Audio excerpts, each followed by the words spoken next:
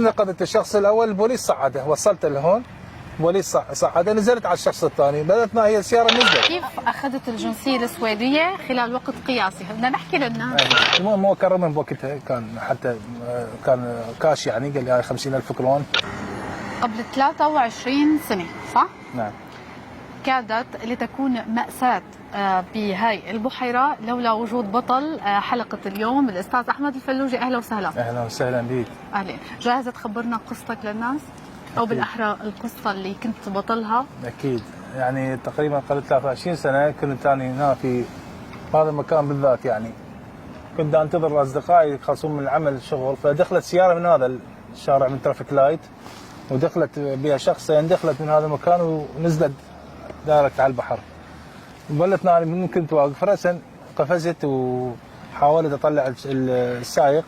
بس لحتى ارجع للتفصيل، يعني السياره هيك كملت على البحر؟ كملت على البحر، هي دخلت هي والاشخاص اللي بيها الاثنين، كملت على البحر. انا راسا قفزت، يعني تدرين هي اجزاء من الثانيه تنزل للبحر، كانه واحد دفشني. شلون تعرفين كيف؟ يعني ما فكرت نهائيا، هي ما يعني واحد ما يلحق يفكر اساسا. هلا في ناس صراحه ممكن الواحد للحظه يفكر انه انا راح يعني ما راح استفيد او افيد. احنا بالذات مع احتراماتي لباقي الجاليات، احنا العراقيين بالذات عندنا هاي الغريزه. غريزه حب المساعده دائما على طول، يعني حتى ببلادنا. يعني انا ذكرت بالصحف السويديه، احنا عندنا بحاله مثلا حريق نجي نطفي الحريق قبل ما تجي الاطفاء. نفس الحاله في حاله حادث نشيل يعني الشخص المصاب قبل ما تجي الاسعاف. فهي هاي غريزه عندنا، يمكن اي شخص عراقي النخوه بالضبط. فانا بدون تفكير يعني قفزت، استطعت ان انقذ السائق، فتحت الباب. بس بدي اعرف هيك انا عم بتخيل نحن عم نحكي الساعه 3 بالليل. اي نعم. كانت الدنيا صيف. قفزت بملابسها. بس نزعت، كان عندي كانت بارده تدرين الساعه 3 بالليل. ما شاء الله ما شاء الله. انا بدي اثني على يعني سرعه البديهه اللي عندك. بالضبط، هو هذا الشيء اللي يعني فارق الوقت هو اللي خدمنا. استطعت ان انقذ السائق، انه فتح الباب معي، هو دخل.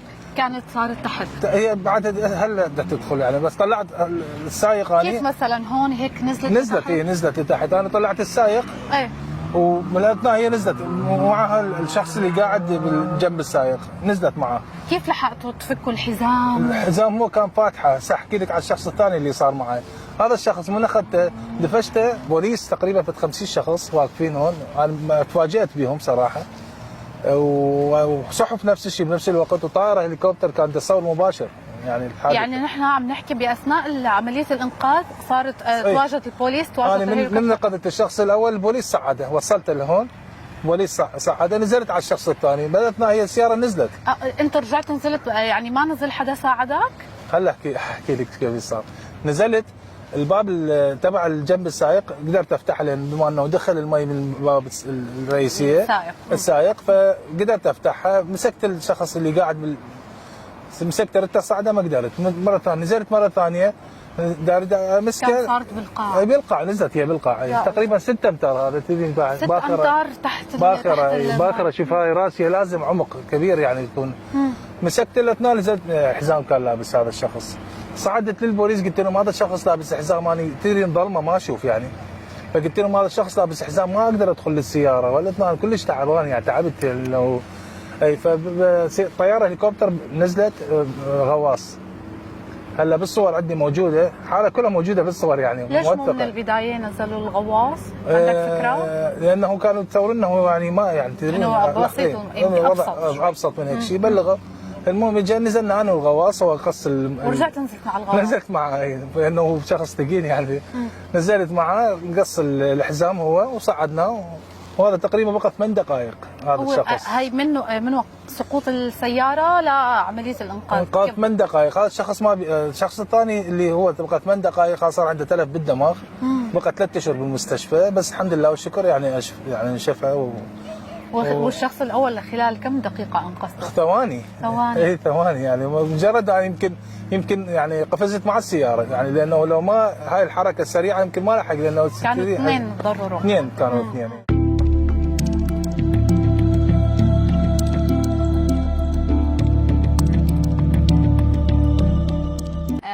لاعب منتخب العراقي من سنه من سنه يعني انا اخذتها ناشئين شباب متقدمين، يعني اقول من 86 وصاعد.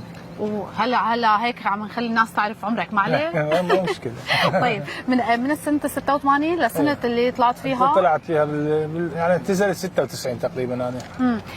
بدي احكي شغله، انه لما الواحد بيبحث عن اسمك بيشوف كثير من الحوادث مرتبطه بكثير اشياء بحياتك، شو القصه؟ ما سبحان الله هي هاي الصادف. اكثر صدف صارت بحياتي يعني كثيره، يعني احداث يعني تماما نريد نسردها يمكن نطول ساعات. طيب انا كنت عم بحكي انه كل حادثه او كل شيء صار بحياتك قصه، كمان الناس بدي خبرهم انه حصولك على الجنسيه كمان له قصه، هلا هي تتبع قصه انقاذك للاشخاص. كيف اخذت الجنسيه السويديه خلال وقت قياسي؟ بدنا نحكي للناس. اي نعم. الجنسيه هي بعد الحادثه اللي صارت، انا شفتها الوضع طبيعي يعني، بس تفاجات بالكم الهائل من الاعلام. يعني انت كنت شايف انه كل شيء ساويته عادي؟ عادي جدا عادي، بحيث تفاجات من اجوني للبيت الصحافه، كانت صاحبتي انا اتذكر وقت اكسبريسن وقت بلادك كانوا يعني يتصارعون حتى ياخذون صفق صحفي اسبقيه بالضبط وياي. المهم انا اتصور رحت وياه في بلاد اكسبريسن، يمكن رحت وياهم جوفوني نفس المكان الحادث، حتى عندي صور مصور انه هنا يعني سقطت السياره. خلينا ننبه انه كان لك سنتين فقط بالسويد. انا كان عندي سنتين الحادثه صارت. على ضوءها طبعا توجه لي دعوه من القصر الملكي بالسويد، وكانت مواجهه مع ملك هو نفسه غوستاف. اعتقد نعم. اي نعم. وكان حديث مطول انه قال لي تمين، قلت له انا من العراق، قال لي انت تعرفهم هذول الاشخاص؟ قلت له لا والله ما اعرفهم اني. قال لي شلون انت تضحي بحياتك بهذا الشيء؟ قلت له والله هذا طبعنا مثل ما تفضل حكيت لك يعني النخوه العربيه والعراقيه اللي صار. هذا طبعنا ممكن اي شخص بغيري يمكن يسوي هذا اللي سويته اني. المهم هو كرمني بوقتها، كان حتى كان كاش يعني، قال لي 50,000 كرون. حلو والله، عم تذكر والله 50,000 كانت هذيك الايام. ذيك الايام كبيره. كان قال لي من جيبي الخاص، هذا مو من هذا المهم. اي قال لي من جيبي الخاص انا مجرد يعني مو من فقلت له انا، قال لي انت شنو تتمنى؟ قلت يعني هذا يمكن لاول مره اقولها بكل اللقاءات، راح اقول شيء حصري. حلو كثير. شوف فقلت له انا اريد يعني احصل على الجنسيه السويديه، فقال لي انت من اي بلد؟ قلت له انا من العراق. فصفن علي قال لي انا مو صدام حسين. هيك قال لك؟ قال لي انا مو صدام. قلت له انه ما بقدر اعمل لك شيء. قال لي اني صح ملك، بس اني ترى عندي صلاحيه، مو هاي صلاحياتي، احنا عندنا مؤسسات كل مؤسسه لها صلاحيه، يعني ملك رمز، بس هاي الامور كلها يعني مو مثل بلدانكم انه الرئيس يقرر كل شيء، تحيي ويحيي ويميت يعني. هيك قال لك؟ اوكي زين.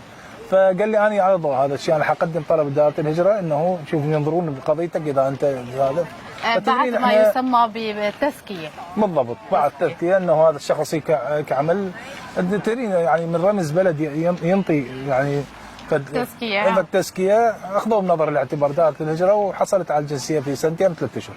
بسنتين و3 اشهر. يعني سبحان الله، شو الحادثه وين بدات وين اخذتك؟ سبحان الله ما كان بالبال يعني، هي صدفه يعني صارت. انا بس بدي اذكر للناس شيء حكيت لي اياه قبل التصوير، واللي هو انه 3 حوادث انقاذ احمد قام فيها بانقاذ اشخاص 3 مرات بحياتك. اي نعم. انا كثير سعيده اني تعرفت عليك، وكمان بدنا نحكي شغله قبل ما نختم، على انه قصه انقاذك كانت تدرس بالمدارس السويديه للاسف بالذات، يعني اللاجئين اللي يجون يعني يدرسون اللغه، كان هذا من ضمن القصص اللي كانت مطروحه بالمدارس السويديه. الحقيقه انك تستحق. الله يسلمك، تسلمين، شكرا. انا سعيده جدا وفخوره فيك، وبدي اتشكرك كثير، وان شاء الله يا رب تكون هيك موفق بكل خطوه بحياتك. الله يسلمك، تستاهل كل الخير. شكرا زينه. شكرا.